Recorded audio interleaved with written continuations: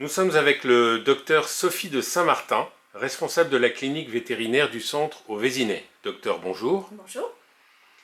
Merci de répondre à quelques questions sur cette maladie qui a frappé tout récemment les cygnes et les canards au Vésinet. Qu'est-ce que c'est que cette maladie? Alors, on pense qu'il s'agit d'une épidémie de botulisme aviaire. Les analyses sont encore en cours. Donc, c'est une maladie liée à une bactérie qui s'appelle Clostridium botulinum, qui sécrète une toxine responsable des symptômes chez les animaux. Comment cette maladie apparaît-elle? Alors, il faut des conditions particulières. Il faut que l'eau soit chaude, stagnante, faiblement oxygénée et riche en matière organique. Ça permet le développement de la bactérie et le développement de la maladie. Donc ça peut arriver partout. Oui. Et comment se manifeste-t-elle chez les animaux, cette maladie? Donc c'est la toxine qui est responsable de la maladie. Elle entraîne une paralysie flasque, c'est-à-dire que l'animal devient tout mou, ascendante, donc qui commence par les pattes et monte jusqu'au cou, et se termine par l'atteinte des muscles respiratoires qui entraîne l'asphyxie des animaux. Quelles sont les espèces qui sont concernées? Uniquement les oiseaux? Alors, principalement les oiseaux aquatiques dans le cas de botulisme aviaire, il y a d'autres formes de botulisme, mais elle peut potentiellement être transmise à tous les vertébrés.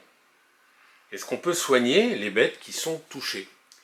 Alors, les pourcentages de guérison sont très faibles, voire nuls, dès que le cou et la respiration sont atteints. En revanche, si on isole les animaux dès les premiers symptômes, on peut avoir d'assez bonnes chances de guérison. Quels sont les risques pour l'homme et les autres animaux, les animaux de compagnie par exemple, par rapport à l'eau ou au cadavre? Les risques pour l'homme sont très faibles. Pour qu'il y ait une contamination, il faudrait ingérer les animaux malades.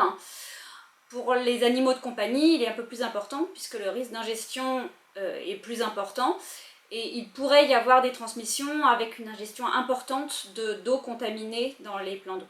D'accord, donc il faut éviter que les chats ou les chiens se baignent dans ces eaux Voire même infestées. s'en approche si possible. D'accord. Et de quelle manière va disparaître cette bactérie? Est-ce qu'un nouvel épisode de temps chaud et orageux peut la faire revenir? Comment ça se passe? Alors, la bactérie ne disparaît jamais complètement, elle reste toujours présente dans la nature. En revanche, avec une baisse de température et une meilleure oxygénation et des meilleurs mouvements d'eau, elle va disparaître, mais pourra toujours réapparaître lors du prochain épisode chaud. Docteur, merci beaucoup d'avoir répondu à nos questions. Avec plaisir.